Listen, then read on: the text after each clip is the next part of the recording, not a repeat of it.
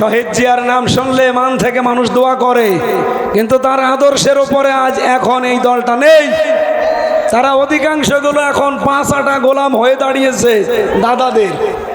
আমি কাবা শরীফের পাশে আরাফাতের ময়দানে মসজিদে নামিরা, এখানে কাবা শরীফের ইমাম খুতবা দিচ্ছিলেন। শহীদ জিয়াউর রহমানের জন্য দোয়া করছিলেন আরবিতে, আল্লাহ তুমি তাকে সুউচ্চ মাকাম দান করো। নাম বলার সময় বললেন শহীদ জিয়াউর রহমান, এমনি এমনি নাম তার মুখ দিয়ে আসে না। আরাফাতের ময়দানে লক্ষ লক্ষ নিম গাছ লাগিয়েছে এই শহীদ জিয়া।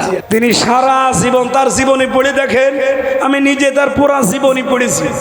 সারা জীবন তিনি আগ্রাসনের বিরুদ্ধে ছিলেন, বিশেষ করে দাদাদের আগ্রাসনের বিরুদ্ধে। কোনোদিন মাথা নত করেননি দাদাদের সামনে। আর তার দলের নাম নিয়ে আজ অনেকেই দাদার 5-8 গোলাম হয়ে দাঁড়িয়েছে। এই জন্যই বিলীন হয়ে যাচ্ছে।